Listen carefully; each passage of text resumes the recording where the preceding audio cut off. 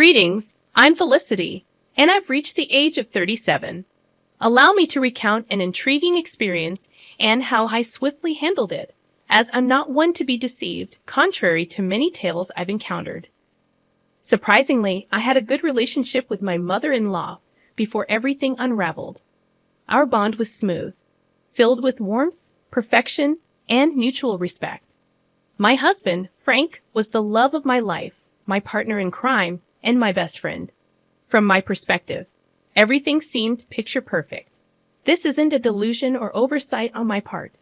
Sure, we had our arguments like any normal family, but there were no red flags, and all seemed well. However, the shocking turn of events that followed left me bewildered. Let me narrate the incident and explain why I chose to seek revenge on my husband and mother-in-law. I had planned something special for our family. A vacation originally meant for Frank and me. However, considering Tiana, my widowed sister-in-law, and her loneliness, I decided to include her. I sponsored most of the trip, covering accommodation, meals, and activities. Frank and Tiana were only responsible for their additional expenses. The plan was to treat them to a once-in-a-lifetime vacation in Spain, exploring Barcelona's vibrant streets, savoring tapas, and enjoying the Mediterranean sunshine. The thought of creating lasting memories and strengthening our bond excited me. Little did I know that this grand adventure would lead to events that shook the foundation of trust and shattered the illusion of our perfect family. Backtracking to that fateful day, filled with hope and promise for our Spanish dreams, I stood in the living room holding plane tickets with a smile on my face. Gathering Frank and Tiana, I revealed the surprise. They exchanged puzzled glances, curiosity etched on their faces. Tiana, with her wise eyes, tilted her head slightly. With a flourish, I presented the tickets and shared my plans for our Spanish adventure, hoping to see joy and gratitude in their eyes. Frank's face lit up, expressing genuine anticipation.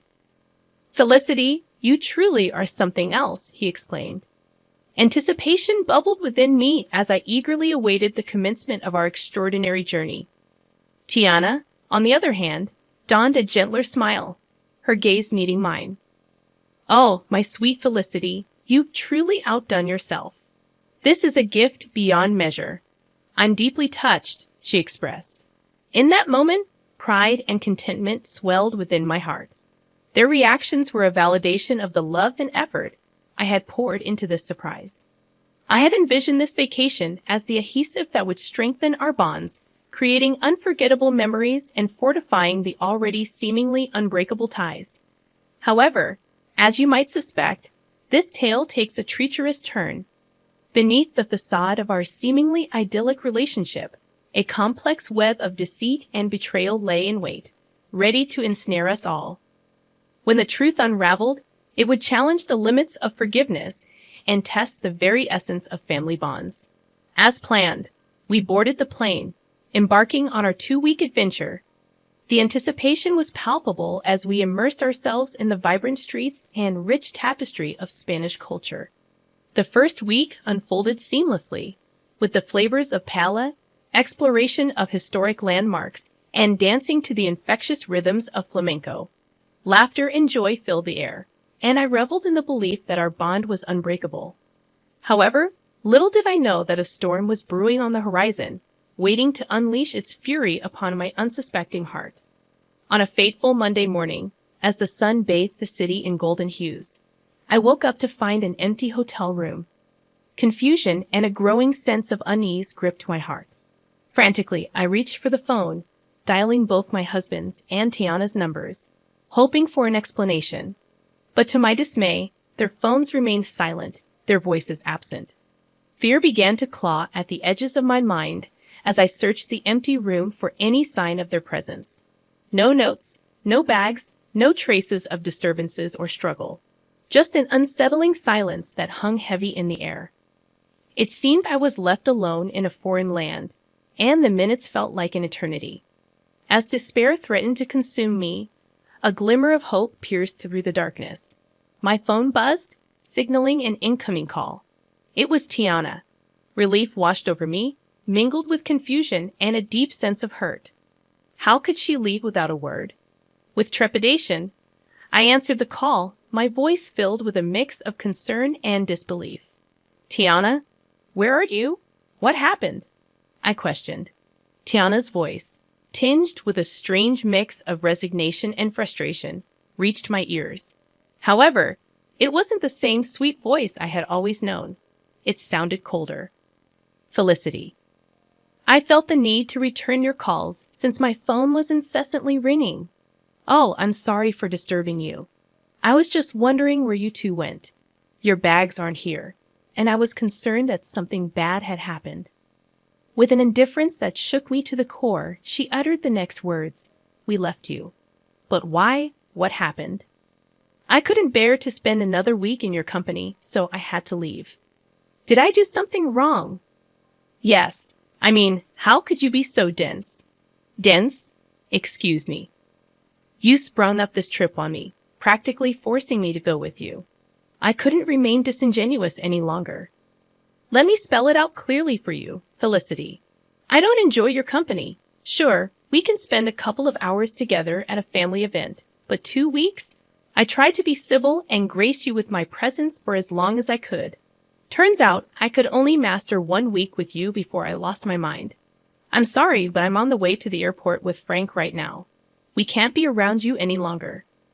Shock reverberated through my core as the revelation struck me like a bolt of lightning, unraveling the threads of trust I had so naively woven. How could our seemingly unbreakable bond crumble beneath the weight of unspoken grievances? Questions flooded my mind as I grappled with this harsh reality. What had I done wrong? What exactly did I do to deserve such harshness? How did things escalate to this point?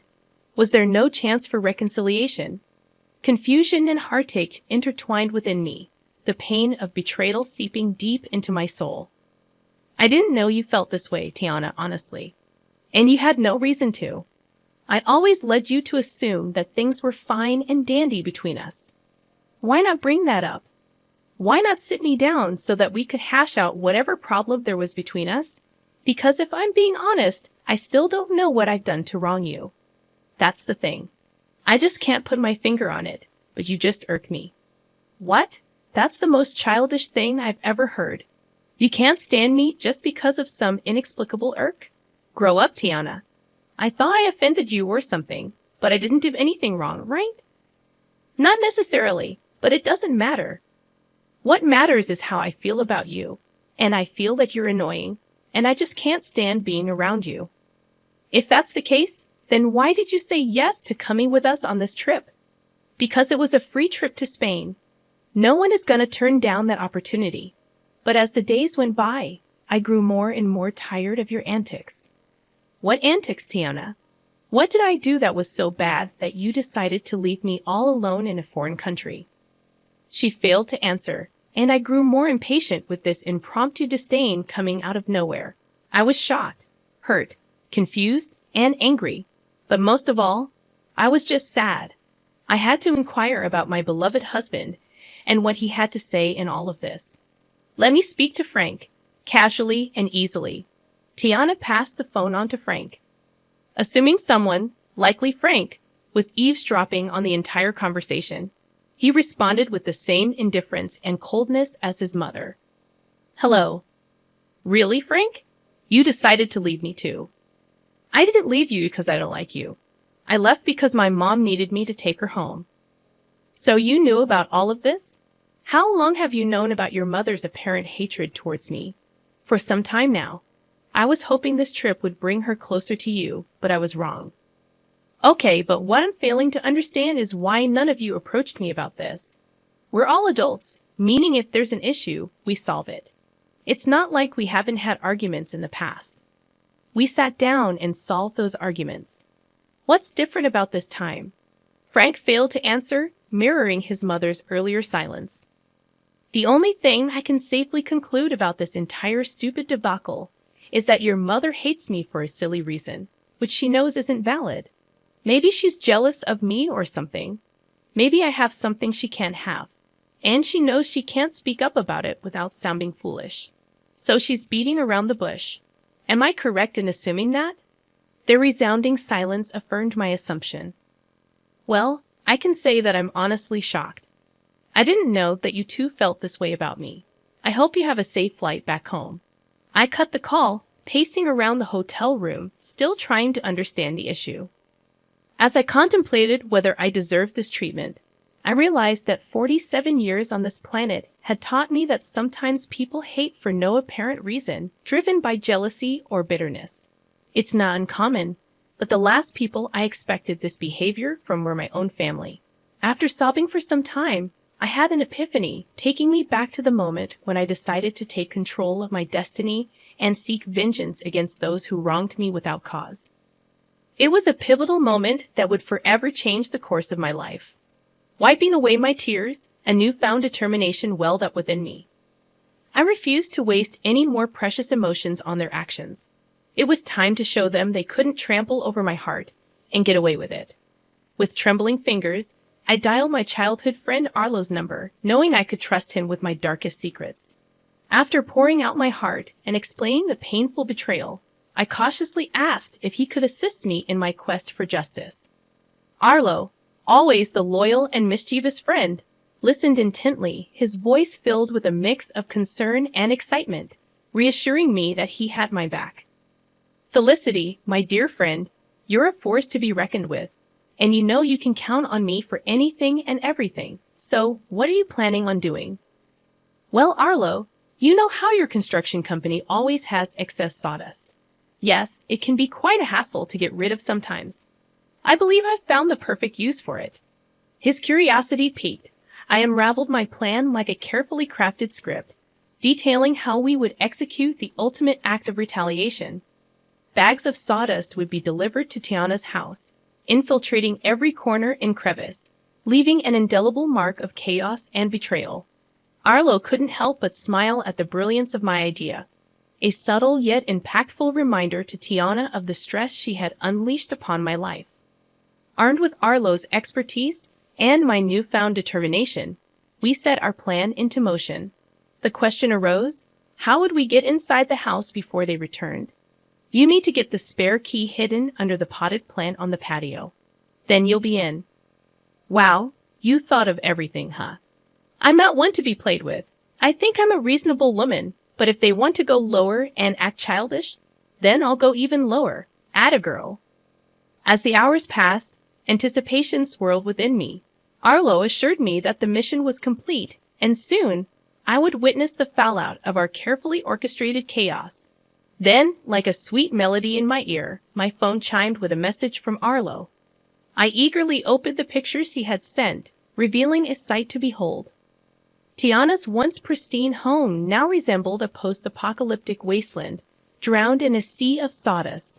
Every nook and cranny had been touched by our mischievous hands, a scene straight out of a surrealistic painting, an embodiment of the chaos that had unfolded in our lives. I called Arlo, and his laughter echoed through the phone. I couldn't help but join in. It was a cathartic release, a shared moment of triumph against those who had betrayed me. I expressed my heartfelt gratitude to Arlo, acknowledging his willingness to tread the path of mischief with me. He simply said, "Naughty can be so satisfying, my friend." As the clock ticked away, I could feel the tension building within me. How would Frank and Tiana react when they walked through the doors of their once-beloved home? The anticipation was almost unbearable, a heady mix of nerves and vindication.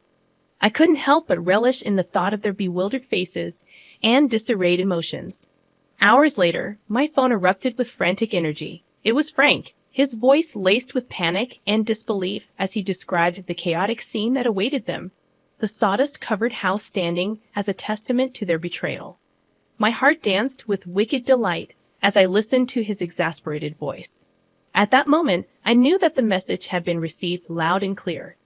Their actions had consequences, and the chaos they had sown had come back to haunt them. Felicity, it's just awful. Mom is in hysterics. I decided to reveal the part I played in this and said, "It serves both of you right. How could you leave me here alone without a valid reason, no less?" "Wake, Felicity, was this your doing?" The wailing and panic in the background stopped, and instead, I approached Frank's phone. I heard my mother-in-law say, "Give me that," before shouting in my ear, "How could you do this to us?" To me. "I have no idea what you're talking about. Have you considered that this is just your karma?" "Oh, come on, Felicity. We all know it was you. Who else would have access to my home?" It's very easy to break into someone's home nowadays, Tiana, especially if you don't have any security cameras installed, which, by the way, you should seriously consider doing to prevent things like this from happening again. Honestly, Felicity, how can you do this to us? When are we supposed to sleep? This sawdust is making my lungs ache. Oh, that's right. You probably forgot to get the keys to my house, huh? Well, that's a shame. I'm guessing you two are going to have to stay in yet another hotel. But for how long? Until I decide to come back from my vacation, I guess. I mean, I paid for 2 weeks after all, and who knows, I might feel greedy and decide to extend my stay. Frank then took the phone from Tiana, and she began to bawl once again, mourning her ruined furniture. "Felicity, this was foul. How could you do this? I don't know why you're assuming that I had anything to do with this.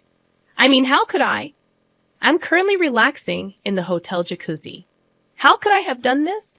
I held back my laughter as the two of them were clearly confused as to what had happened, even though they suspected I had something to do with it, which I obviously did. But they didn't have any solid proof, so I basked in all the glory of knowing that they were frustrated, but had nowhere to direct their anger. As I bid Frank farewell on the phone, a sense of contentment washed over me. I had taken control of my narrative, leaving them to grapple with the consequences of their actions. I know what I did was quite foul and even quite dangerous considering how old Tiana is. I mean, spending even a night in that house could lead to serious health consequences. But I knew that they wouldn't dare to dream of staying there. It was too sabotaged to be habitable. They just had to rely on staying in a hotel for a little bit longer because I didn't want my money to go to waste. I stayed that extra week in Spain, enjoying the culture as I intended, while my husband and my mother-in-law were undoubtedly worried, trying to find a cleaning company that would take on such a daunting task. I didn't know how long it would take to get the house professionally cleaned, but I knew that in the meantime, my mother-in-law would have to stay with us in my home. And I knew that she would just be irritated the whole time since she apparently can't stand my company. This should serve as a reminder to some of you that some people need to learn the hard way. And if it just so happens that you can dish out your own justice, then by all means, go ahead and do it, and really give people something to be mad about.